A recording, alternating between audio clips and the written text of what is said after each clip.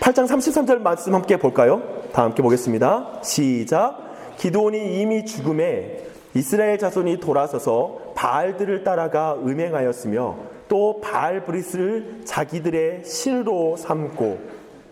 여러분, 기드온은 참 놀라운 믿음의 사람이었습니다. 우리가 알다시피 우리가 너무나 유명한 기드온의 300용사에서 300명의 용사로 13만 5천 명에 달하는 미디안의 군대를 깨뜨리는 그 놀라운 역사의 중심에 하나님께 쓰임 받았습니다.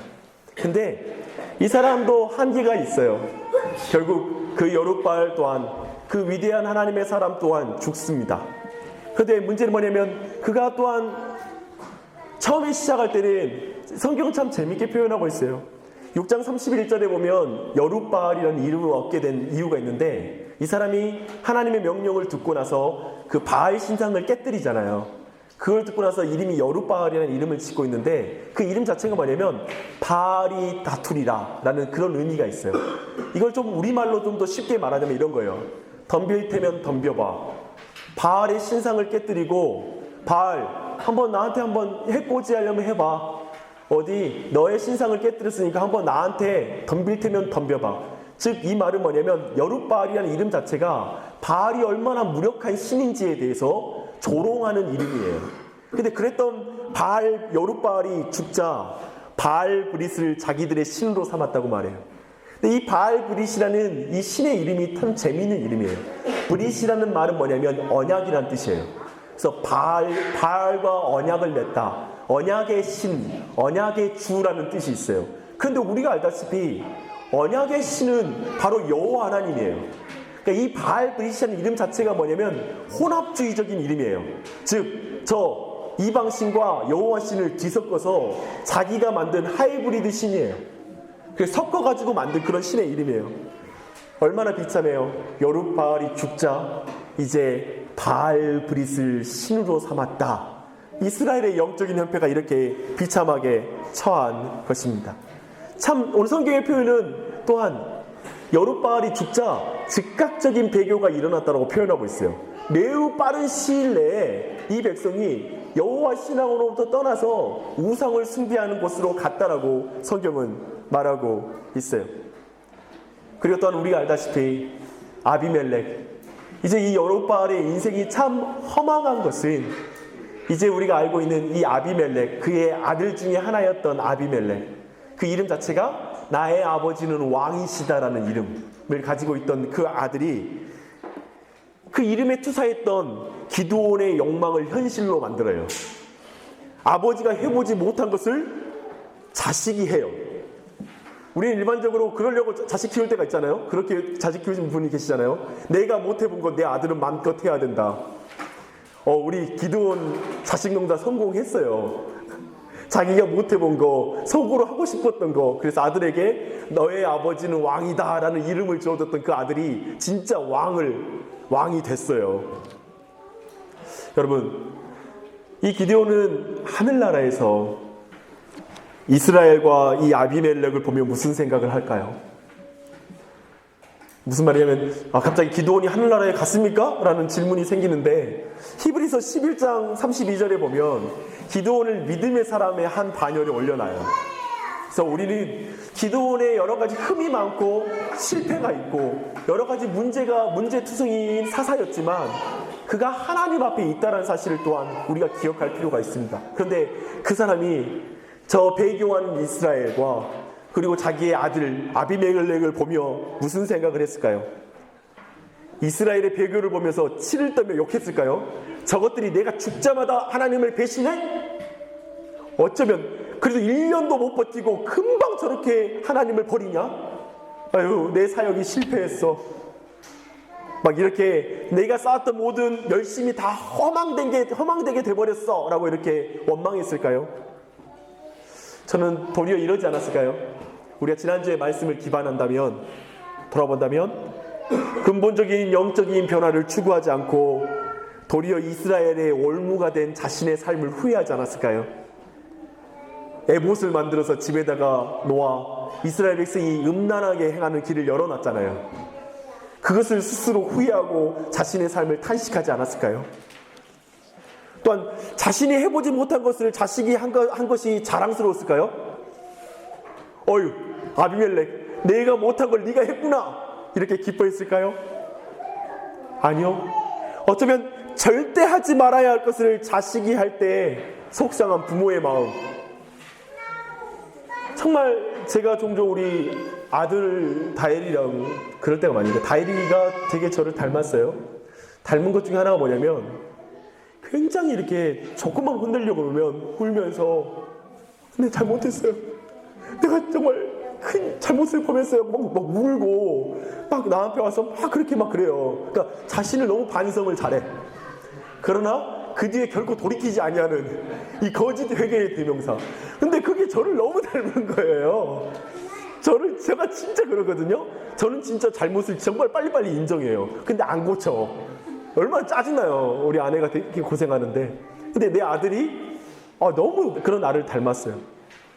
어쩌면 자식에게 나에게 있는 어떤 안 닮았으면 하는 것을 닮은 것이 속상한데, 지금 기드온에게서는 더 어마어마한 문제잖아요. 자신은 정말 하나님에 대한 임재의 경험이 있었기 때문에 차마 왕이 되지 못하였던 그 자신의 영적인 상태가 있었지만, 그런 왕이 돼서는 안 되는데 자신의 아들이 왕이 되어버리는, 스스로 왕이 되는 걸 보고 그 마음이 얼마나 아팠겠습니까? 저는 이 말씀 보면서 그런 생각이 들었어요.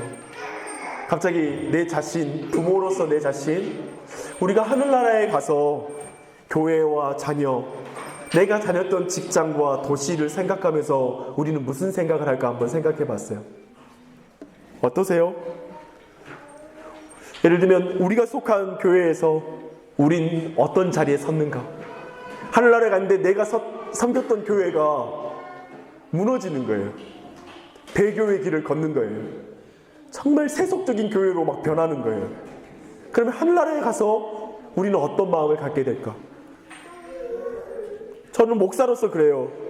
예를 들면 목사로서 우리 교회가 한 200명이 되고 나서 내가 죽었어. 그래, 천국에 가서 정말 200명 됐으니까 되게 하나님께 감사하고 정말 나는 기쁘게 목회했어. 아니요, 200명이면 너무 적나요? 2,000명? 2만 명 할까요? 그런데 그 안에 하나님 앞에 진실되게 회심한 자가 없어. 정말 목사가 떠나자마자 교회가 분리되어서 부동산 문제로 서로 다투고 온갖 고서와 고부활이 난무하고, 우리 교회가 세상 언론에서 비난하는 교회의 타락의 모습으로 소개되는 교회가 돼버렸어. 그때 나는 뭘 생각할까요? 아마 바르게 복음을 전하지 못했고 참된 회심을 추구하는 교회를 세우지 못한 것에 대해서 스스로 반성하는 자리에 있지 않을까 싶습니다. 사랑하는 여러분 부모로서 얼마나 고생하십니까? 자녀들을 여러분이 못한 것 하게 하려고 내가 경험했던 단점과 어려운 환난들과 역경들을 경험하지 않게 하려고 지금 바등바등 대면서 살고 있잖아요. 돈 조금 더 모아야 되고 그렇기 때문에 열심히 살고 계시잖아요. 근데 여러분 모두가 천국에 올라가서 내 자식을 봤는데 정작 내 아이가 내가 떠난 이후에 더 이상 종교적인 교회 생활을 그만두고 그 스스로 자기가 원하는 삶을 마음대로 살아가며 스스로 왕이 되어서 살아가는 모습을 본다면 여러분 자식 농사를 성공했다고 말할 수 있을까요? 진지하게 내 자식이 지옥에 가는 나이키 신발을 신고 루이비통을 메고 그리고 아르마니의 옷을 입고 지옥에 가 있는 모습, 지옥으로 향하는 모습을 본다면 그것이 우리에게 얼마나 큰 고통이겠습니까? 아마 기드온에겐 그런 마음이 있었을 것입니다. 그렇기 때문에 우리 모두에게 다시 한번 우리에게 허락한 자녀들, 그리고 내 자신, 내가 속한 교회, 그리고 내가 있는 직장과 그리고 이 도시 안에 정말 우리의 인생은 어느 방향으로 가야 되는가? 사실 우리 모두에겐 두 가지 길이 놓여 있습니다. 첫 번째 길은 뭐냐면 하나님을 왕으로 모시는 길과 두 번째는 기드온 그 아비멜렉처럼 스스로 왕이 되는 길입니다. 스스로가 왕이 되어서 또 이 사사기에 그 백성들이 걸어갔던 그 길을 그대로 반복하는 것이죠. 사랑하는 여러분, 저는 우리 모두가 어쩌면 대부분 저는 기드온의 길을 아비멜렉의 길을 우리가 벗어나지 못하는 걸 늘 보게 됩니다. 하지만 그 자리에서 우리가 바라봐야 될 진정한 왕이 누구인지에 대해서 오늘 말씀을 통해 찬찬히 살펴봤으면 좋겠습니다. 우선 먼저 살펴보고 싶은 건 스스로 왕이 된 남자 아비멜렉입니다. 저는 말씀 주의하고 이렇게 여러 가지 해석하는데 계속 생각났던 드라마가 있었어요. 뭐냐면 육룡이 나르샤. 전혀 우리 교회는 드라마를 안 보는 분위기인데 드라마 봐야지 영적으로 깊이가 있어요. 농담이고요. 근데 이 아비멜렉의 킹 로드맵이 있어요. 기드온이 죽자마자 자신이 왕이 되는 로드맵을 곧바로 실천합니다. 매우 주도 면밀하게 그는 아버지가 죽으면 자기가 어떻게 행동해야 될지를 미리 계산했음에 틀림이 없는 그런 행동을 보여주고 있어요. 권력의 공백에서 새로운 정치 제도를 꿈꾼 지도자입니다. 멋지지 않아요? 지금 정도전에서 생각해보면 그 육룡의 나르샤에서 정도전, 그 고려의 망국, 온갖 부패에 찌든 권력과 철저히 그 백성과 분리된 그 정부의 타락을 뒤집어 엎을 새로운 정치제도, 왕의 한 일인의 독재가 아니라 그 신하와 함께 전체적으로 이 민주정이 이루어질 수 있는 근본적인 정치제도를 꿈꾸는 것. 우리 한국도 지금의 정치제도는 불만 가운데 독일식 비례정당제 이런 것을 도입해야 된다라는 주장들이 일어나고 있잖아요. 이런 거 여러분이 찬성하도 하지 않던 우리 모두가 지금 현실 정치에 불만이 있어요. 마치 그런데 지금 이 사람 아비멜렉은 매우 뛰어난 정치적 감각을 가진 사람이에요. 그래서 새로운 정치 제도를 꿈꾸는 거예요. 사사정에서 왕정으로 가기 원하는 거예요. 왜냐하면 근본적으로 이 사사를 통해서 다스리는 제도에 대해서 이스라엘 백성은 불만을 가지고 있어요. 왜냐하면 이방 민족들이 치고 들어왔을 때 상시적으로 우리가 예상 가능한 정치제도, 누가 막아줄 대표가 있는 거 있어야 되는데 이스라엘 백성은 사사 정치는 뭐냐면 하나님께서 부르시는 사람이 사사가 되거든요. 자기들이 세운 사람이 아니라. 그러니까 이 사람들은 매우 이 정치에 대해서 마음에 안 드는 거예요. 기본적으로 사사 정치에 대해서 좋아하지 않아요. 예상 가능한 정치제도, 예상 가능한 신, 자기의 어떤 범위 안에 머무는 신이 사실 우상이거든요. 또는 왕정 자체도 그래요. 최소한 세워놓으면 우리를 대신해서 우리 근심시키지 말고 대신해서 싸워주고 대신해서 군대를 이끌어줄 수 있는 용맹한 왕이 필요하다. 그래서 왕정을 기대했던 거예요. 그런 가운데 이제 먼저 시작하는 건 외척을 이용합니다.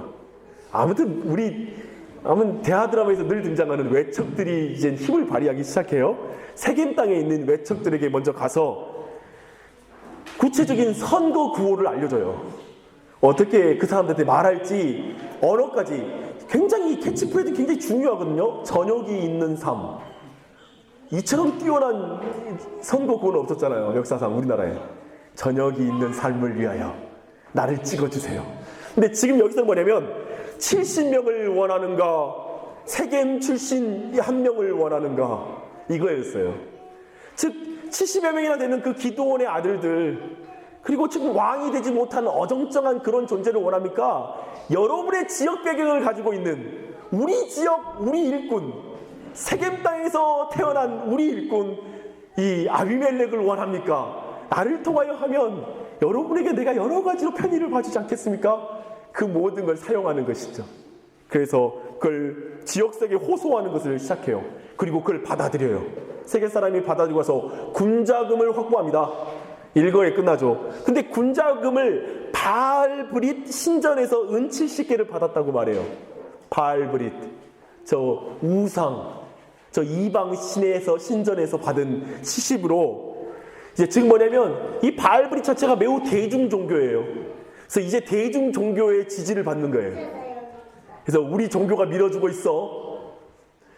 기독교가 밀어주는 대통령이에요. 찍어주세요. 이렇게 하든지. 우리도 막 그런 거 하고 있는데. 아무튼 옛날이나 지금이랑 똑같아요. 똑같아요?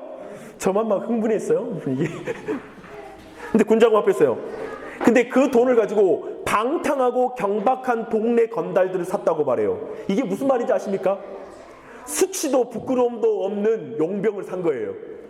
윤리와 양심과 법 따위는 신경 쓰지 않고 오직 돈만 받고 철저히 인간을 죽일 수 있는 그런 하나님을 두려워하지 않는 불황한 자들, 그 건달들을 사서 지금 그들을 군사를 통하여 이 쿠데타를 일으키는 거예요. 왕으로 등극하는 거예요. 얼마나 하나님을 떠난 방법인지를 드러내고 있는 거예요. 그리고 형제들을 모두 몰살시킵니다. 형제들의 수가 70명에 달합니다. 이것 또한 어디서 많이 보지 않았어요? 우리의 이방원, 우리 방울이 형, 그냥 자기가 왕을 차지할 수 있는 아들이었는데 그냥 아무튼 다 죽이잖아요. 죽이고 나서 피로 그냥 손에 범벅하고 나서 아마 세종대왕에게는 그런 말 했겠죠. 내가 다 깨끗하게 내 손에 피를 다 묻혔으니까 너는 진실한 왕이 되거라, 이러면서 가셨겠죠. 근데 여하튼 이 사람 또한 70명의 사람을 죽이는 거예요. 막내 요단만 빼놓고는 다 죽였어요. 권력을 독점하는 거예요. 다른 사람을 죽여서 왕권을 튼튼하게 만드는, 즉 권력을 나눌 수 있는 모든 세력들을 완전히 짓밟아서 왕이 되는, 철저히 현실 정치에서 일반적인 세상에서 볼 수 있는 왕의 논리로 그 자리에 선 거예요. 이 모든 것 또한 왕으로 등극할 때 보니까 상수리 나무 아래에서, 쉽게 말하면 당산나무 아래에서 왕으로 등극한 거예요. 이것이 얼마나 종교적인 일이었는지 여러분 이해되시죠? 그래서 이 모든 과정들은 뭘 말해줍니까? 아비멜렉이 왕이 되는 모든 과정은 철저하게 하나님을 반역하는 과정이에요. 하나님으로부터 떠난 이스라엘의 모습을 보여주는 장면입니다. 그들의 정체성을 버리는 장면이에요. 자기가 누구인지를 다 버리는 장면이 이 장면 안에 있어요.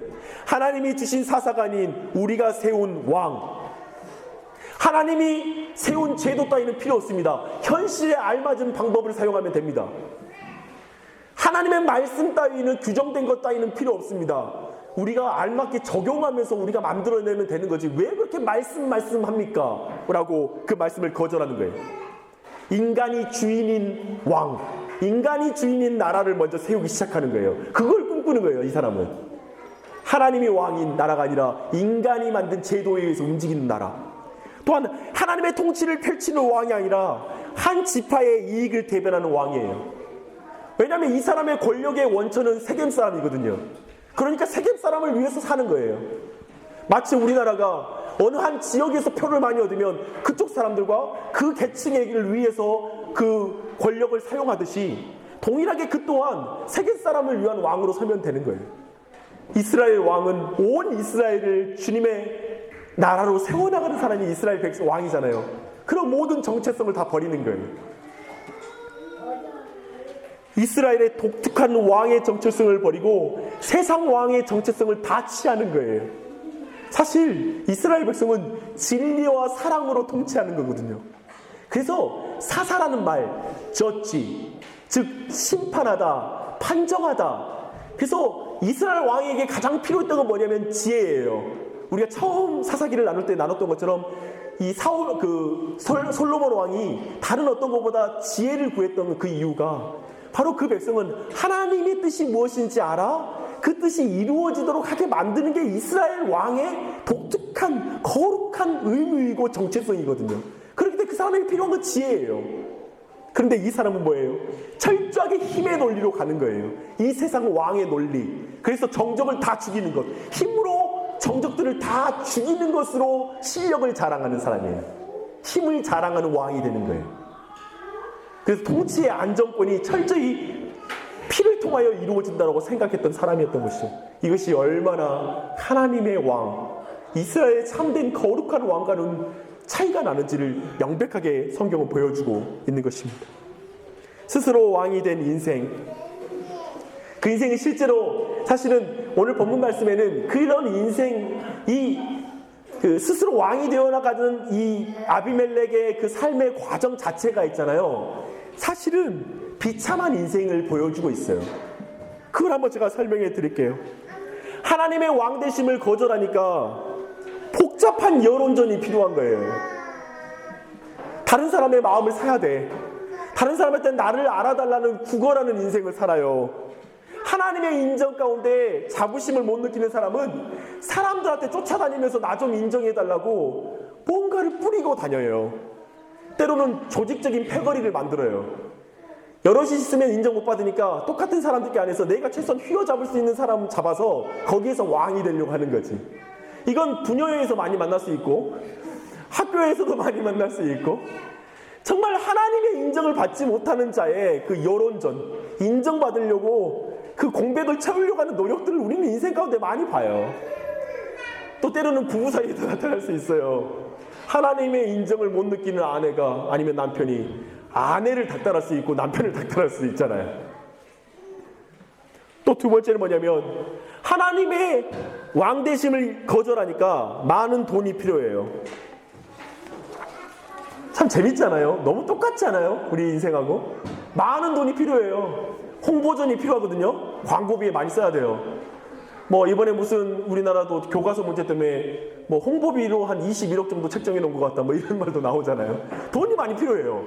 자연스럽게 이루어질 좋은 일, 모두가 지지할 일을 한다면 사실 돈이 많이 필요하지 않겠죠. 적절하게 설명하면 되는 그런 순리가 있겠죠. 근데 동일하게 이 상황 속에 지금 자신이 왕이 아닌데, 하나님이 세운 왕인데 스스로 왕이 되어서 하나님의 왕되심을 거절하니까 돈을 뿌리는 거예요. 그래서 왕을 사고, 권력을 쟁취하기 위해서 군대도 사야 되니까 사고, 이것저것 필요한 게 많은 거예요. 그렇게 해서 그는 나아갑니다. 또한 하나님의 왕되심을 거절하니까 2인자가 필요 없는 독재적인 위치에 서게 되죠. 여러분, 저는 이거 좀 제가 교회랑 적용해 볼게요. 2인자가 필요 없는 독재적 교회를 아세요? 교회에서 부교육자가 설교하면 쫓겨나는 교회를 아세요? 그런 교회가 있대요. 목사보다 설교 잘하면 안 돼요. 담임 목사보다. 그래서 쫓겨나요. 그리고 설교를 더 이상 할 수가 없어요. 뭐 그렇게 된대요.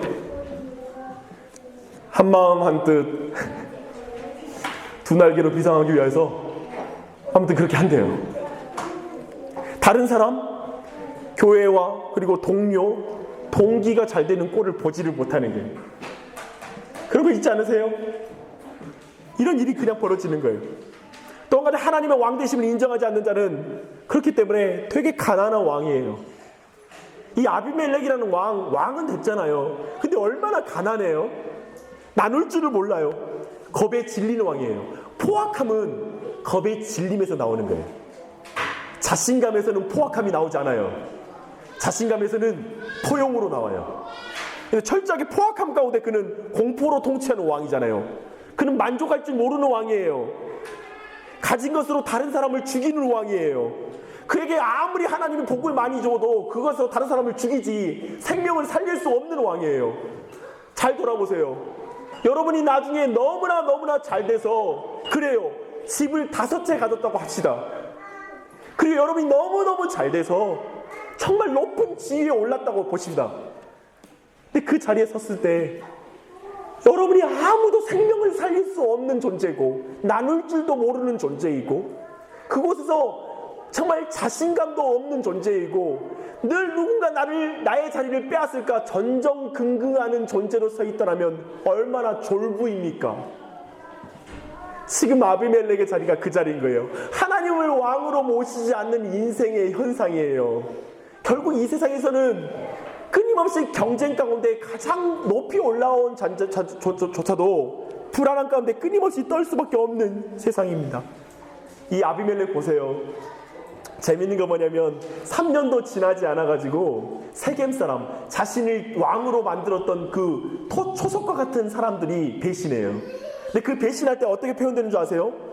거기서도 스스로 왕이 되려는 자가 일어나서 그를 넘어뜨리는 거예요. 자기가 스스로 왕이 된 사람은 스스로 왕이 된 사람들에 의해서 또 넘어지는 것이죠. 만인을 위한 투쟁이 벌어진 그 세계관밖에 없어요. 이런 가치관이 있는 사람 뭐냐면 이 세상 오직 서로를 향한 투쟁밖에 없어라는 가치관 가운데 살아가는 사람이죠. 그리고 피에 굶주린 이 전쟁 기계, 사실은 이 아비멜렉은 전쟁 기계거든요. 싸우는 아주 기계예요. 근데 이 사람이 한 여인이 던진 맷돌을 맞아 죽어요. 비참한 인생으로 끝나는 거예요. 근데 이 표현이 참 재밌는데, 여자가 던진 돌에 맞아 죽잖아요. 근데 이 사람이 방금 전에 70명의 형제를 돌 위에서 쳐 죽였거든요. 근데 그런 존재가 이제 여자가 던진 돌에 맞아 죽는 거예요. 철저히 성경은 그대로 그가 의지했던 존재에 의해서 붕괴되는 인생, 그리고 그가 했던 포악함대로 포악함을 당하는, 칼로 흥한 자는 칼로 망한다 라고 말했던 그 말씀이 한 세대 안에 응하는 것을 성경은 보여주고 있죠. 기본적으로 여기서 우리의 불만은 있죠. 하나님, 성경은 한 세대 안에 끝났지만 우리 인생에서는 징계가 안 이루어지던데요. 이루어져요. 죽고 나서 이루어질 테니까. 그게 더 힘든 일이니까 두고 보자고요. 좀 아비멜렉을 우리가 보면서, 아비멜렉에서 도리어 우리가 우리의 인생과 그리고 나 자신을 잠깐 보고, 또한 그 자리에서 우리의 하나님이 누구신지, 우리의 참된 왕이 누구신지에 대해서 잠시 살펴보십시다. 사실 오늘 말씀, 아비멜렉이라는 사람은 그때 왕이 없어서 각각 자기의 소견대로 행했다의 대표 선수입니다. 그것의 화신이죠. 정말 즉 사사시대의 화신. 모든 사람이 왕이 되고 싶었지만 그 모든 욕망을 다 표출해내는 인생, 그 대표격으로 아비멜렉이 있는 것이죠. 모두가 꿈꾸는 것을 먼저 선점하는 사람이었어요. 이 사람은 꾀부리고 생각하는 대로 이루어가는 추진력이 있는 사람이고, 그대로 뭔가를 이루어낼 수 있는 그런 사람이기도 해요. 이 사람은 사람들의 마음을 사로잡는 어떤 매력이 있는 사람이기도 했어요. 어때요? 아비멜렉처럼 살고 싶지 않습니까? 이런 능력이 없어서 왕이 못 되고 있는 게 우리의 현실이죠. 내 스스로 왕이 되고 싶은데 우리는 이런 인생의 조건 때문에, 부모의 조건이든지 내 환경의 어떤 학벌의 조건이든지 가정의 조건 때문에 그것이 못 된다고 말하고 있지는 않습니까? 이 사람은 분노를 닥치는 대로 터뜨리는 사람이에요. 여러분, 이런 사람 되고 싶지 않았어요? 나도 한번 마음껏 소리 한번 질러보고 싶어. 내가 왜 듣기만 해야 돼? 근데 이 아비멜렉은 그런 인생을 산 사람이에요. 자기 멋대로 한번 살아본 거예요. 마음껏 분노를 터뜨리고, 거침없는 사람이에요. 종교, 관습, 통념 따위를 다 깨뜨리는 인생. 이런 인생, 이게 왕이 되는 삶이잖아요. 우리가 동성연애자들의 어떤 퀴어 퍼레이드를 보면서 사람들이 느끼는 쾌감, 나는 성적으로 문란하고 그런 어떤 내 안에 성적인 욕망이 있지만 나는 그걸 마음껏 표출하지 못하는데 너희들은 마음껏 표출하고 있구나. 나는 그 종교적 관심과 주의 시선 때문에 못하는 걸 너희들은 하는구나라는 걸 볼 때 사람들이 느끼는 그 쾌감. 그래서 너무 적나라하게 말했나요? 좀 더 다르게 말하면, 나는 신자이기 때문에 다 마음껏 못하고 있는데 저 불신자는 자기가 하고 싶은 대로 사는구나. 부럽다. 저들은 마음껏 왕이 돼서 사는구나. 그 느낌 말입니다. 근데 저는 스스로 왕이 되었던 이 아비멜렉의 인생을 보면서 에레미야 2장 13절 말씀이 계속 생각이 나더라고요. 그 말씀이 이렇습니다. 내 백성이 두 가지 악을 행하였나니 곧 그들이 생수의 근원되는 나를 버린 것과 스스로 웅덩이를 판 것인데 그것은 그 물을 가두지 못할 터진 웅덩이니라. 생수의 근원이신 그 하나님을 버리고, 왕이신 그 하나님을 버리고 스스로 왕이 되어서 웅덩이를 파고 거기에다가 내 인생의 행복을 담으려고 하고, 내 미래를 담으려고 하고, 내 기쁨을 담으려고 하고, 좋은 집에, 좋은 명예, 좋은 차에 이 세상의 모든 웅덩이를 파서 거기서 그 물로 만족하려고 하는 인생. 근데 그 물이 터진 웅덩이다. 아무리 물을 갖다 부어도 안 된다. 마치 욕조가 있는데 그 옆에 지금 호스 그 뭐죠? 뭐라고 하지 이걸? 호스라고 해야 되나요? 물이 콸콸 쏟아지는 이 돌리는 거.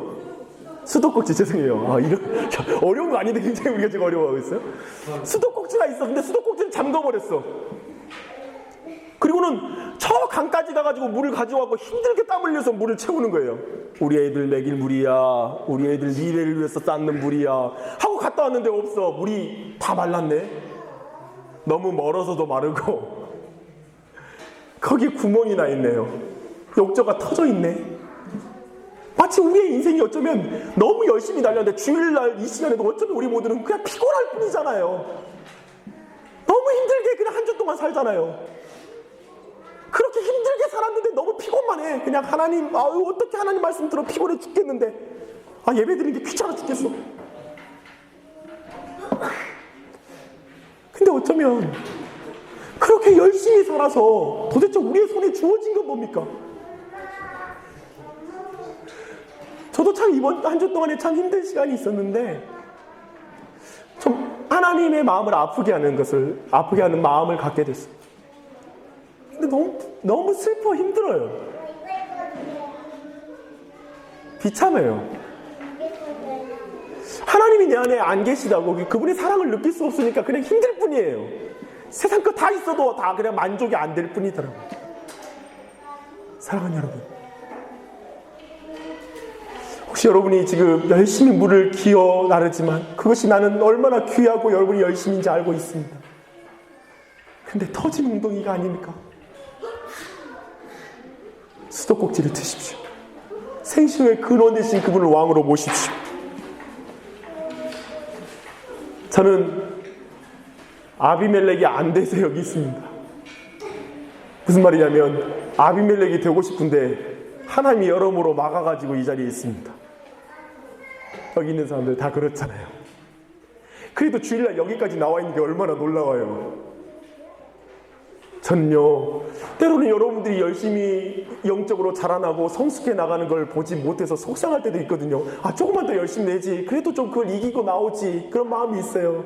그런데요, 오늘도 앉아서 생각하는데 한 명 한 명 예배당 오는 거 보는데 그래도 감사해요. 감사하다.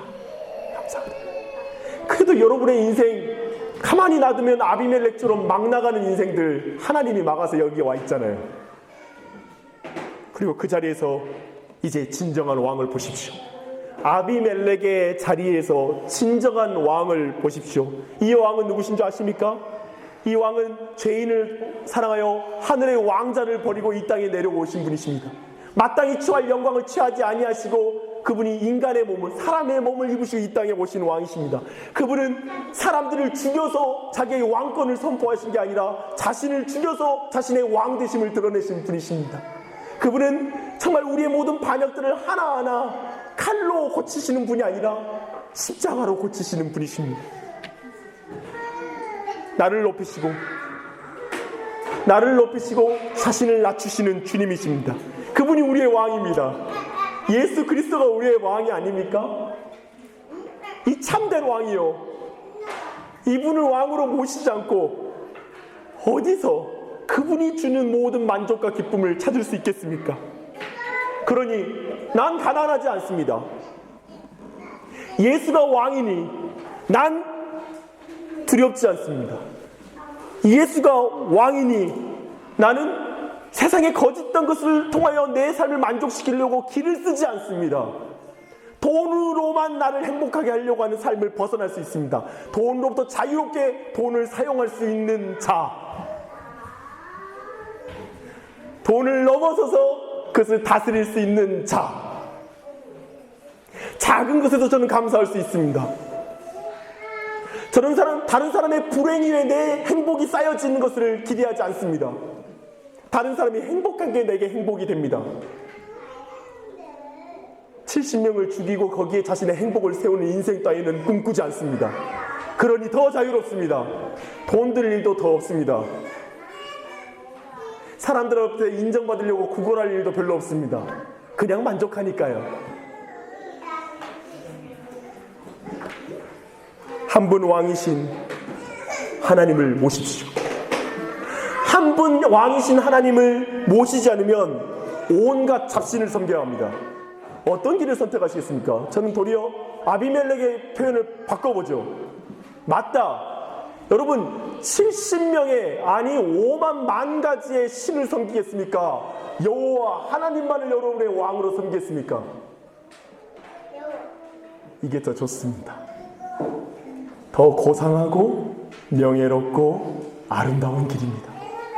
진리의 길입니다. 좋은 길입니다. 끝이 보장된 길입니다. 그 길을 명예롭게 걷는 우리 사랑하는 성도님들 되기를 축복합니다.